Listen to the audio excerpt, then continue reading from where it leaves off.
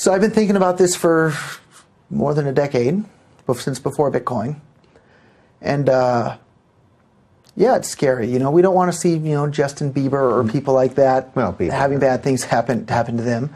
But on the net, you know, if you look in the last century, governments murdered more than 100 million people around the world. I mean, that's a lot of people. So in effect, you think it would cause governments to police themselves basically to do good things because there's basically a ransom on them, or right? Like that's really the idea here. It might do that, or it might just make it too dangerous for governments in the traditional form that we have today, where they go around and boss people around and threaten to send them to jail if they don't obey. Maybe it'll make that sort of thing not possible. And as a voluntarist, I think all human interaction should be on a voluntary basis. Starbucks asks me to buy their coffee. They don't tell me to buy their coffee. If I decide I don't want to buy Starbucks coffee, nothing bad happens to me at all. But if I decide I don't want to pay for Obamacare, if I was a U.S. citizen living in the United States, I would go to jail for not doing it. If I think health insurance through Obamacare is a good idea, I'll pay for it myself. I don't need to be forced at the point of a gun or with the threat of being sent to jail to participate in that sort of thing. And that's what governments are. The very definition of government is a monopoly on the use of force. And they're forcing people to do things against their will. And if you think forcing peaceful people to do things against their will is a bad thing, you should be opposed to the state. And I don't know what the end effect of the invention of cryptocurrencies will be on governments, but I'm sure it will vastly, vastly, vastly limit their power. And that's a great thing for all of humankind. And it liberates the individual, and it speeds up the rate of economic growth for the world. Like, maybe there's some scary things that'll happen, but the benefits far, far, far outweigh the drawbacks. Yeah. I suspect that some people are probably watching this going, wait a minute. This guy is just trying to talk up Bitcoin because he probably owns a lot of Bitcoin, and he'll talk it up, get it going, and then when he feels it's hit its peak or when he wants to cash out, he'll cash out, and then that's that. So there's some truth. I own a lot of Bitcoin, and if Bitcoin Cash becomes really successful all over the world, I'll make a lot of money. I've already made a lot of money, but I've already donated millions to charity. I donated several $100,000 to help Ross Ulbricht get his appeal going and hopefully get out of prison. For those that don't know, Ross Ulbricht is the person that was convicted of creating the Silk Road, which was the first online anonymous marketplace in which people could buy and sell anything that sole purpose wasn't to harm other people. And that guy, for creating a website, now has a double life sentence plus 40 years. He didn't kill a single person. He built a website, and now the government sent him to jail for 2 life sentences plus 40 years. So his mom would make a fantastic guest on your show in the future. She's an incredibly wonderful woman. And can you imagine, you know, if you have kids, imagine your son got sent to jail and he's going to die in prison for having built a website that allows people to buy and sell things, mainly pot. Is that what it was? Well, I was going to say, what were people? Mainly drugs is what people were using it for. And if you think about it, what are drugs? Drugs are things that make people feel happy. I mean, there's a bunch of alcohol on the shelf behind me. Why is that drug okay? Pot's okay in California, but in the neighboring state it's not? Like, because a bunch of people that you and I have never met got together and wrote down words on a piece of paper and then call those words a law. Writing down words on a piece of paper and calling it a law doesn't alter morality. Either it's perfectly moral for me to smoke pot or drink alcohol or smoke crack, or it's not. And the politicians getting together and writing down words on a piece of paper and calling it a law doesn't alter morality in any way whatsoever. And so this poor young man is going to die in prison unless he somehow gets an appeal or gets out for making a website that allowed people to buy and sell these things that make them feel happy. I mean, for anybody who's drank some alcohol or smoked some pot before, they do it because it makes them feel happy. It improves people's lives. And yeah, some people get out of hand and get addicted and do bad things, but that's life. You know, people die all the time. Some people eat greasy hamburgers and get obese and die of a heart attack. It's their life to do it with. It's not the politicians' lives. Yeah. So you mentioned a second ago that you were a citizen of the United States. You actually renounced your citizenship about 5 years ago? 2014, February 4th. It's one of the crowning achievements of my life. My only regret is that I didn't do it sooner. Okay, so you are a citizen of Japan. So I'm not a citizen of Japan either. I'm actually a citizen of a wonderful country in the Caribbean called St. Kitts, which is probably a country nobody's ever heard of because there's only about 45,000 people in the entire country. So wait, first, why did I think it was Japan? Is that just... I've been living in Japan for over a decade. Oh, okay. Japan's my main home base. Japan's a wonderful country. Anybody who hasn't visited there, you were in for a real treat if you go and visit Japan at some point. Yeah. So what caused this decision a couple of years back, and why St. Kitts? Well, when I first got out of federal prison, I felt I had been treated incredibly unfairly by the United States government. For people that are interested in the details, we can talk about it, or rogerveer.com Maybe real quick, we should just hit on that. So why were you in prison? Sure. So the short summary is I read all these economic books, and I got really excited about the power of economic freedom to make the world a better place. And so I thought the best way to tell more people about the wonderful benefits of economic freedom was to run for California State Assembly as a libertarian candidate. So in the year 2000, I ran for State Assembly as a libertarian, and I got to have a debate against the Republican and Democratic candidates at San Jose State University. And in that debate, I called the ATF and FBI a bunch of jackbooted thugs and murderers in reference to all the children that they burnt to death in a church in Waco, Texas in, I think, 1994, I believe it was. Yeah, that sounds about right. And maybe their parents were religious nuts and really believed in all sorts of magic sky people and Jesus this and Jesus that. Even if their parents are religious nuts, burning to death all the kids doesn't help them. You murdered a bunch of kids. So if you're somebody that goes and burns to death a bunch of kids in a church because their parents are religious nuts, you're not a good person. So I called the ATF and FBI agents a bunch of jackbooted thugs and murderers in reference to what they did in Waco, Texas back then. I still think they're a bunch of jackbooted thugs and murderers for what they did there. And not just that, there's plenty of examples, but it turned out there were some plainclothes ATF agents in the audience. And at that point, I was 20 or 21 years old, somewhere in that ballpark.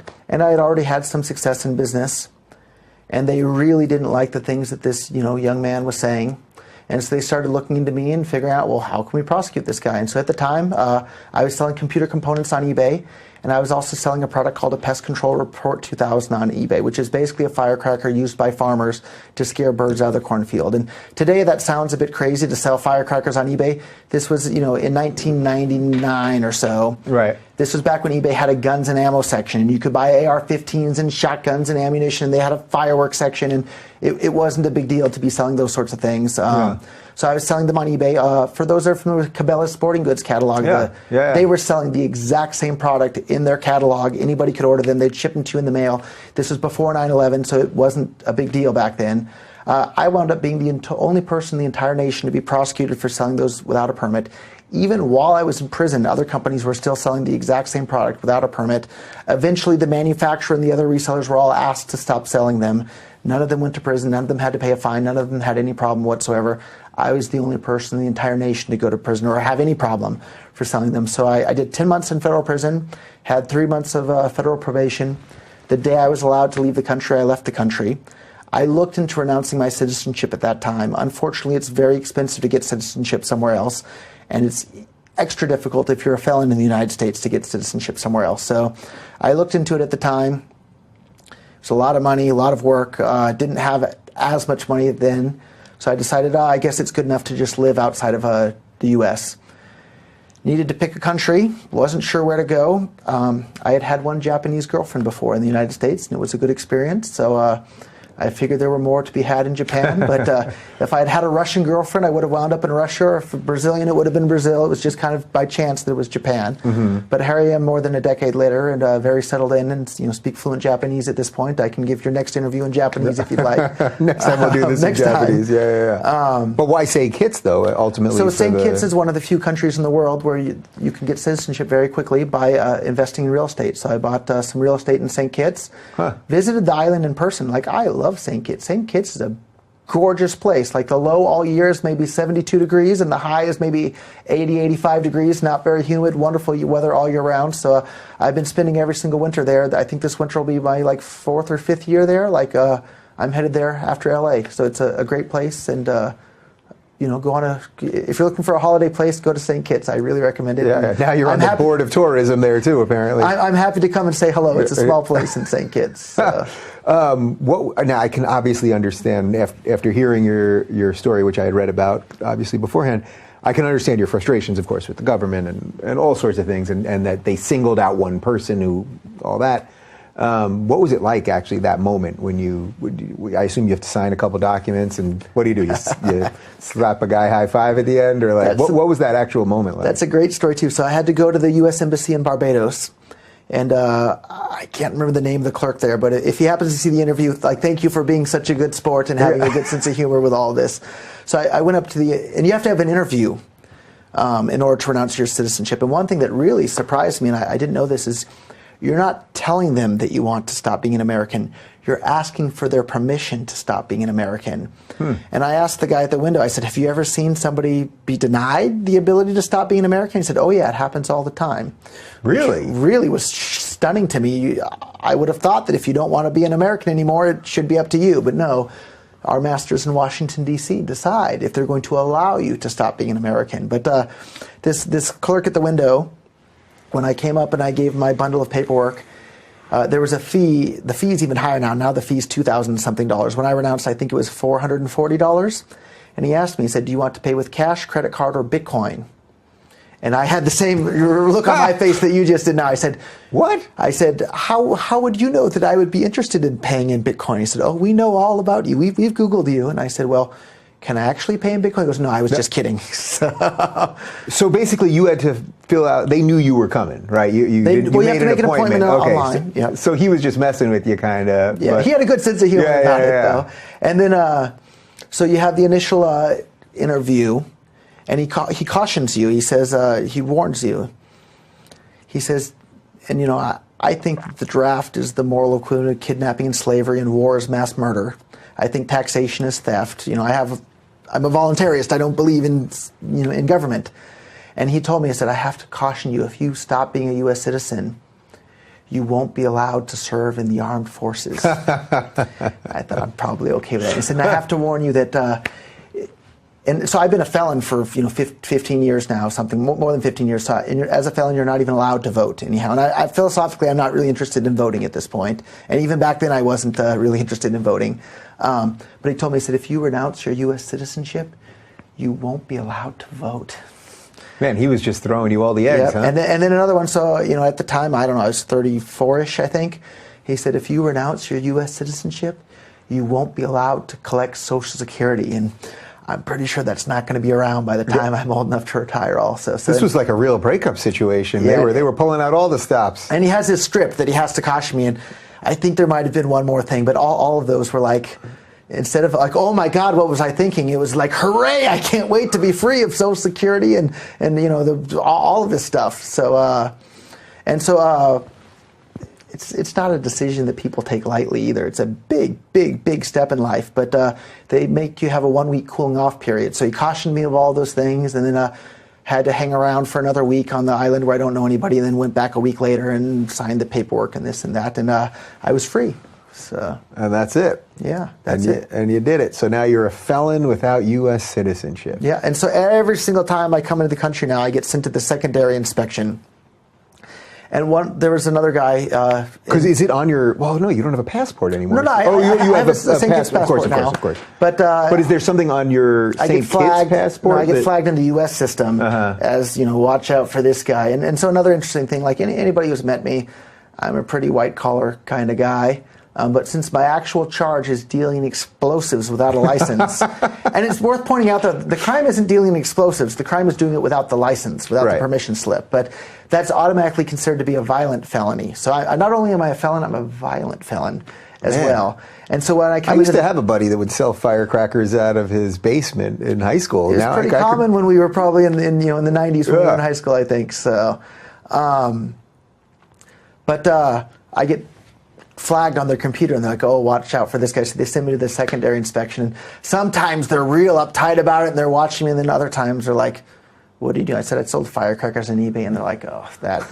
You're that guy. That guy. But apparently they have some list of notes about me on their computer, and they have to read all the past notes about me and then write new notes about the time that I'm coming in. So the list of notes they have to read about me gets longer every single time I come into the country. So it's a bit of a burden. God, that sounds like an episode of Seinfeld on crack or something. All right, well, I think we did a little bit of everything here. I wanted to do the 101 stuff, which I know you've talked about many times before, and I wanted to get some of your bio. If you had to, just to wrap this whole thing up, if you had to predict where this is all going. Obviously, you're very hopeful for all this, but there is some upside down stuff. We didn't even talk about the Reddit split, and that there's some people that are you've got your haters and trolls and all that. I'll deal with them. If you send them to me, I'll deal with them. Fear not. But if you had to give me like a prediction of where you see all this over the next couple of years, what do you think is going to happen? So a couple hundred years ago, if I told you there was going to be a separation of church and state, you would think I'm a nutcase and a heretic, and I might get burnt at the stake for saying such a thing. Before the invention of Bitcoin, it would sound crazy to say that there's going to be a separation of money and state. But now that doesn't sound so crazy anymore, and it's starting to happen right before our eyes. And I think within another couple of decades, all currencies are going to be beyond the control of governments. People aren't going to be using dollars and euros and yen. They're going to be using Bitcoin Cash and Ethereum and Monero and things like that. And that's a wonderful, wonderful thing for all of humankind. And just like a separation of church and state was a great thing for all of humankind, a separation of money and state is as well. Yeah. Well, I got to tell you, I thoroughly enjoyed this. I find I always learn a little something when I'm doing these, but I think I learned a lot here. And as I said, these are the ideas that I try to put into this business, that I've built a business here, are the same ideas that I try to talk about on the philosophical level. And now we got to turn these 2.5 into something major. So let's do it. So you're officially my business manager or something now. You're my digital cryptocurrency business manager. How about that? I'll gladly do that, and I'll help you set up a Bitcoin Cash donation address on your website, and I'm sure people will love to send you tips in Bitcoin Cash. There you go. Awesome. Well, it was a pleasure talking to you. And for more on Roger, you can go to bitcoin.com or follow him on the Twitter. It's